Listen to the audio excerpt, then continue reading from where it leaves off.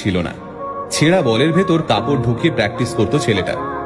খেলার সময় একটু দৌড়দৌড়ি করলেই হার্টবিট তরতর করে বেড়ে যেত তার। ডাক্তার বলেছিল ফুটবল খেলা না ছাড়লে হার্ট অ্যাটাক হতে পারে। রাশিয়া পর্তুগালের খেলা খেলতে নামার আগে বছর 20 ছেলেটি জানতে পারে মৃত্যু হয়েছে তার বাবার। সেদিন ড্রেসিং রুমে কান্নায় ভেঙে পড়েছিল ছেলেটি।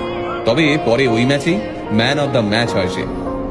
একসময় ছেঁড়া জামা পরে স্কুলে যাওয়ার সময় যাকে ব্যঙ্গ সহ্য করতে হয়েছিল, আজ সেই ছেলে পৃথিবীর সবচেয়ে দামি ব্র্যান্ডের জামা কাপড় পরে। আজ সেই ছেলেটারই সম্পত্তির পরিমাণ প্রায় 8,000 কোটি টাকা। কিন্তু আজও সেই ছেলেটা প্রতিটা বড় অনুষ্ঠানে নিজের মাকে নিয়ে যায়। মাকে প্রতিটা অনুষ্ঠানে নিয়ে যাওয়ায় বান্ধবীর আপত্তি আছে শুনে তৎক্ষণাৎ নিজের বান্ধবীকে ছেড়ে দেয় ছেলেটা। এতটাই শক্তিশালী এই ছেলেটার শিকড়ের টান। হ্যাঁ, আপনারা ঠিক ধরেছেন, আমরা আজকের ভিডিওতে কথা বলছি ক্রিশ্চিয়ানো রোনাল্ডোকে নিয়ে। রোনাল্ডোর জন্ম এক গরিব পরিবারে। দুবেলা দুমুঠো ভাত জোগাড় করতেই রোনাল্ডোর বাবা হিমশিম খেতেন। ভালো জামা কাপড় কিনে দেওয়া তো দূরের কথা, তাই ছেঁড়া জামা পরেই স্কুলে যেতে হতো তাকে। বাড়ির আর্থিক অবস্থা খারাপ। বাবা সারাদিন মদের নেশায় ডুবে থাকে। নোংরা জামা কাপড় পরে স্কুলে গেলে কপালে জোটে শিক্ষকদের গঞ্জনা।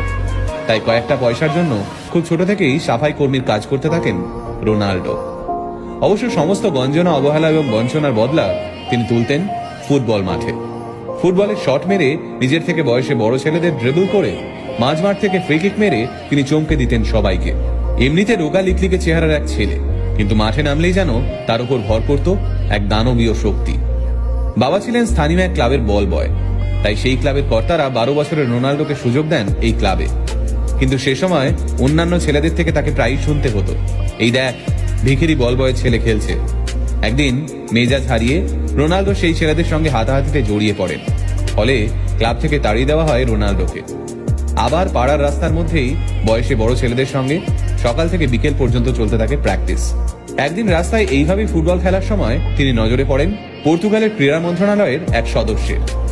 রোনাল্ডোর খেলা দেখে মুগ্ধ হয়ে যান সেই সদস্য। সরকার থেকে রোনাল্ডোকে সাহায্য করা হয়। জায়গা হয় পর্তুগালের স্পোর্টিং সিপিতে। প্রথমে 16 বছরের রোনাল্ডোকে জুনিয়র টিমে নেওয়া হলেও তার প্রতিভা দেখে তাকে সিনিয়র টিমের হয়ে খেলার সুযোগ দেওয়া হয়। সিনিয়রদের সঙ্গে খেলতে নেমে একটু নিরাশ করেননি রোনাল্ডো। প্রথম ম্যাচেই 2 গোল করেন তিনি।